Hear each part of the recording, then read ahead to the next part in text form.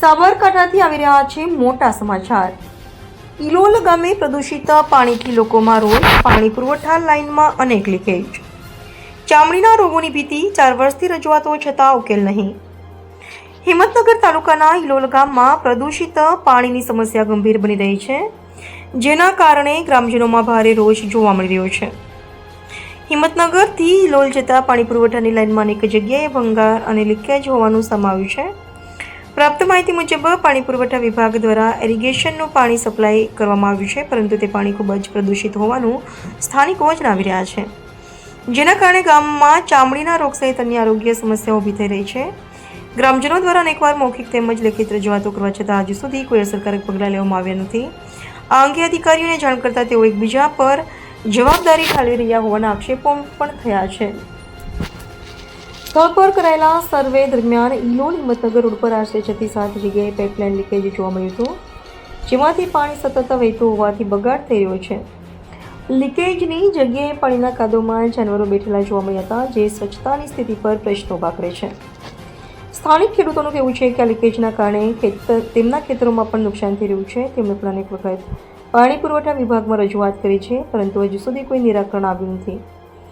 પાણી પુરવઠા વિભાગના અધિકારીઓનું કહેવું છે કે નવી લાઇન નાખવામાં આવી છે, છતાં લીકેજ કેવી રીતે થઈ રહ્યું તે અંગે સ્પષ્ટતા નથી। સ્થાનિકોના જણાવ્યા મુજબ નવી લાઇન નાખવામાં આવી હોવા છતાં તેનું કનેક્શન હજી સુધી આપવામાં આવ્યું નથી। ગામના જાગૃત નાગરિકો છેલ્લા 4 વર્ષથી આ સમસ્યા અંગે રજૂઆત કરી રહ્યા છે, છતાં આજ દિન સુધી કોઈ કામગીરી કરવામાં આવી નથી। એક બાજુ સરકાર દ્વારા પાણી બચાવો અને શુદ્ધ પાણી અંગે જાગૃતિ અભિયાન ચલાવવામાં આવે છે, જ્યારે બીજી બાજુ આવા બેદરકારીના કિસ્સાઓ સામે આવી રહ્યા છે। હાલ ગરમીની સિઝન ચાલી રહી છે, ત્યારે પ્રદૂષિત પાણીની સમસ્યા વધુ ગંભીર બની રહી છે અને ગ્રામજનો રામ ભરોસે સ્થિતિમાં જીવવા મજબૂર બન્યા છે। રિપોર્ટર આબિદ અલીપુરા, સાબરકાંઠા।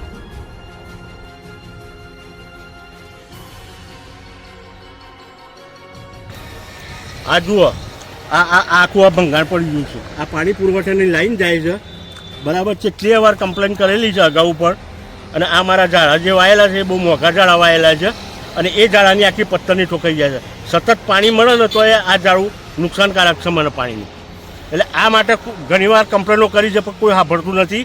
એનાથી આગળ બી તકલીફ તો છે જ, 4-5 જગ્યાએ ગાબડા પડેલા છે પણ કોઈ સાંભળતું નથી। તમે જાણ કરી હતી? અરે ઘણી વખત અમે ત્યાં રૂબરૂ જઈને કહી આવેલા છીએ કે ભાઈ તમે આને તમે રિપેર કરો, નહીં તો અમને તો આ બહુ મોટું નુકસાન થઈ રહ્યું છે। એક તો તમે અમારા ખેતરમાં લાઈન નાખી છે અને એ લાઈનનું તમે લીકેજ બંધ કરતા નથી, તો અમારે તો શું કરવું? અમારે તો જમીનની માફળાઈ જાય, પાકની બી માફળાઈ જાય, અમારે કઈ રીતે શું કરવું? Okay sir.